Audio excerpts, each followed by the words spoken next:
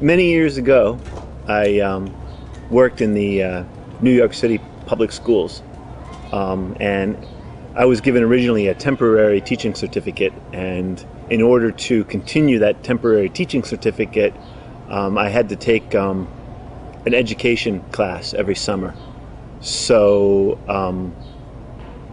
over the course of those summers, I took 2 education classes, but that's the extent of my training as a teacher. My own background is I graduated from college, and then I worked for about 3 years or so, and then I went to graduate school, and I have my master's in education, and that was about 7 or 8 years ago when I got my master's. In that time I did a lot of teaching, but I did a lot of English language teaching. It wasn't really what I was trained for, but that's just kind of what I ended up doing. I got an undergraduate degree in language and culture, and then decided to get a Master of Arts in Education, and at the same time I did that program, I got certified to be able to teach, but I never taught in a traditional school. And I did teach in a public school for 4 years before I came to Fairhaven, and it was an inner city type school, high school. I was teaching American history and women's issues, kind of gender issues. And I had gone to school as an undergraduate. I developed my own major at a sort of in an alternative program called Sociocultural Development and Education, and I was looking at how kids from different cultural backgrounds are affected by a school system that's really designed for white middle-class children. And then I did a master's degree that got me a certification to teach, and then I also have a master's degree in American history.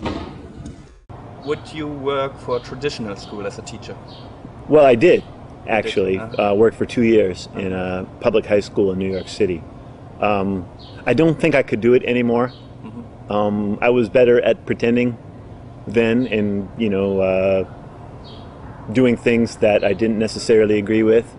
And at that time in my life, it worked out well for that. But part of the reason I left was because it was becoming clear to me that I really couldn't continue to do that. You have to think about your own education first. Even before you think about anybody else's education, you have to think about what education means for you yourself first.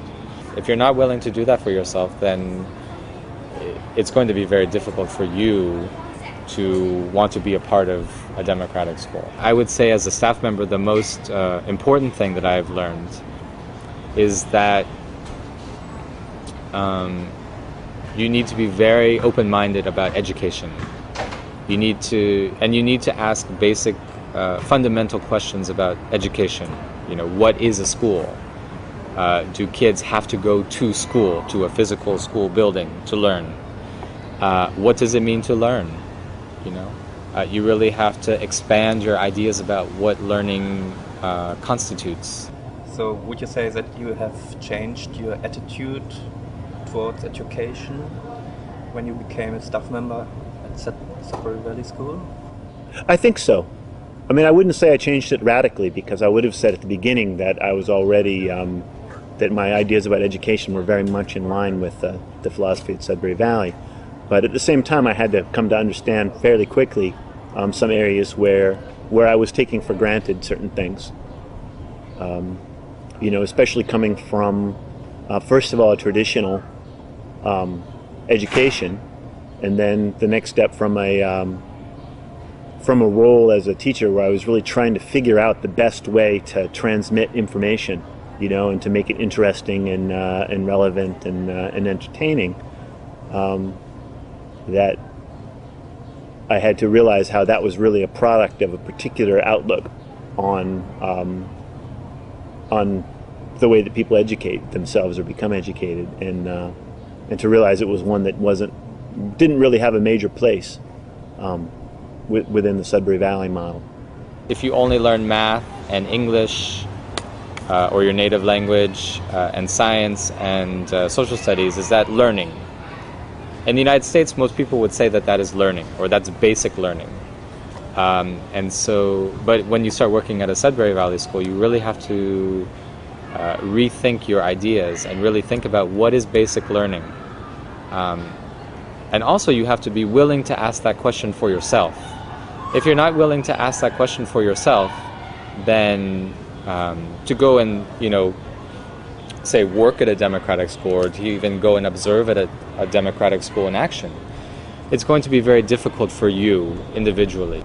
So would you say that staff members at the Sudbury School learn themselves? Oh, certainly. To me, well, I suppose I have to admit that to me the biggest attraction to working at the school is that it affords me an opportunity to learn all the time. That in some ways there's no better opportunity to get to know a lot of people and to engage with real life problems in company and association, and sometimes opposition with a large group of people that I know. I feel like there's no better place to learn about human life than Sudbury Valley that I've found. And to me, that's part of what makes it fun for me to come to work every day.